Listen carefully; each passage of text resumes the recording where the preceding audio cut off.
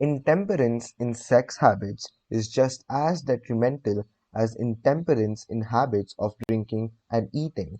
In this age in which we live, an age which began with the World War, intemperance in habits of sex is common. This orgy of indulgence may account for the shortage of great leaders. No man can avail himself of the forces of his creative imagination while dissipating them. Man is the only creature on earth which violates nature's purpose in this connection. Every other animal indulges its sex nature in moderation and with purpose which harmonizes with the laws of nature. Every other animal responds to the call of sex only in season. Man's inclination is to declare open season. Every intelligent person knows that stimulation in excess through alcoholic drinks and narcotics is a form of intemperance which destroys the vital organs of the body, including the brain. Not every person knows, however, that overindulgence in sex expression may become a habit as destructive and as detrimental to creative effort as narcotics or liquor. A sex-mad man is not essentially different than a dope mad man. Both have lost control over their faculties of reason and willpower.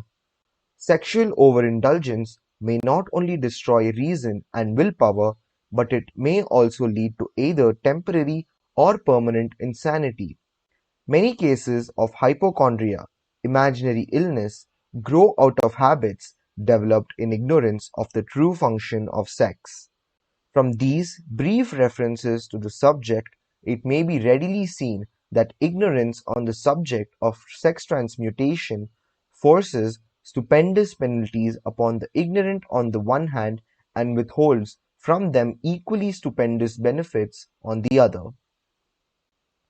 Widespread ignorance on the subject of sex is due to the fact that the subject has been surrounded with mystery and beclouded by dark silence.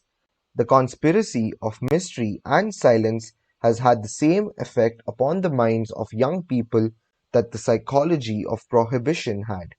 The result has been increased curiosity and desire to acquire more knowledge on this verboten subject, and to the shame of all lawmakers and most physicians, by training best qualified to educate youth on that subject, information has not been easily available. Seldom does an individual enter upon highly creative effort in any field of endeavor before the age of 40. The average man reaches the period of his greatest capacity to create between 40 and 60. These statements are based upon analysis of thousands of men and women who have been carefully observed. They should be encouraging to those who fail to arrive before the age of 40 and to those who become frightened at the approach of old age around the 40-year mark. The years between 40 and 50 are, as a rule, the most fruitful. Man should approach this age not with fear and trembling, but with hope and eager anticipation. If you want evidence that most men do not begin to do their best work before the age of 40, study the records of the most successful men known to the American people, and you will find it. Henry Ford had not hit his pace of achievement until he had passed the age of 40. Andrew Carnegie was well past 40 before he began to reap the reward of his efforts. James J. Hill was still running a telegraph key at the age of 40. His stupendous achievements took place after that age. Biographies of American industrialists and financiers are filled with evidence that the period from 40 to 60 is the most productive age of man. Between the ages of 30 and 40, man begins to learn, if he ever learns, the art of sex transmutation. This discovery is generally accidental, and more often than otherwise, the man who makes it is totally unconscious of his discovery. He may observe that his powers of achievement have increased around the age of 35 to 40, but in most cases he is not familiar with the cause of this change. that nature begins to harmonize the emotions of love and sex in the individual between the ages of 30 and 40, so that he may draw upon these great forces and apply them jointly as stimuli to action. Sex alone is a mighty urge to action, but its forces are like a cyclone. They are often uncontrollable. When the emotion of love begins to mix itself with the emotion of sex, the result is calmness of purpose, poise, accuracy of judgment, and balance. What person who has attained to the age of 40 is so unfortunate as to be unable to analyze these statements and to corroborate them by his own experience? When driven by his desire to please a woman based solely upon the emotion of sex, a man may be, and usually is, capable of great achievement, but his actions may be disorganized, distorted, and totally destructive.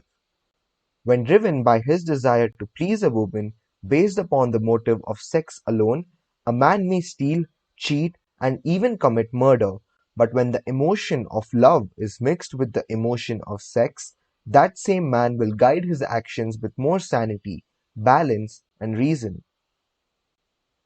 Criminologists have discovered that the most hardened criminals can be reformed through the influence of a woman's love. There is no record of a criminal having been reformed solely through the sex influence. These facts are well known, but their cause is not. Reformation comes, if at all, through the heart or the emotional side of man, not through his head or reasoning side. Reformation means a change of heart, it does not mean a change of head. A man may, because of reason, make certain changes in his personal conduct to avoid the consequences of undesirable effects, but genuine reformation comes only through a change of heart, through a desire to change. Love, romance, and sex are all emotions capable of driving men to heights of superachievement. Love is the emotion which serves as a safety valve and ensures balance, poise, and constructive effort. When combined, these three emotions may lift one to an altitude of a genius. They are genii, however, who know but little of the emotion of love. Most of them may be found engaged in some form of action which is destructive, or at least not based upon justice and fairness toward others. If good taste would permit, a dozen genii could be named in the field of industry and finance, who ride ruthlessly over the rights of their fellow men. They seem totally lacking in conscience. The reader can easily supply his own list of such men. The emotions are states of mind. Nature has provided man with a chemistry of the mind, which operates in a manner similar to the principle of chemistry of matter. It is a well-known fact that, through the aid of chemistry of matter, a chemist may create a deadly poison by mixing certain elements, none of which are in themselves harmful in the right proportions. The emotions may, likewise, be combined so as to create a deadly poison. The emotions of sex and jealousy, when mixed, may turn a person into an insane beast. The presence of any one or more of the destructive emotions in the human mind through the chemistry of the mind sets up a poison which may destroy one's sense of justice and fairness. In extreme cases, the presence of any combination of these emotions in the mind may destroy one's reason. The road to genius consists of the development, control, and use of sex, love, and romance. Briefly, the process may be stated as follows. Encourage the presence of these emotions as the dominating thoughts in one's mind, and discourage the presence of all the destructive emotions. The mind is a creature of habit. It thrives upon the dominating thoughts fed it. Through the faculty of will-power, one may discourage the presence of any emotion and encourage the presence of any other. Control of the mind through the power of will is not difficult. Control comes from persistence and habit. The secret of control lies in understanding the process of transmutation.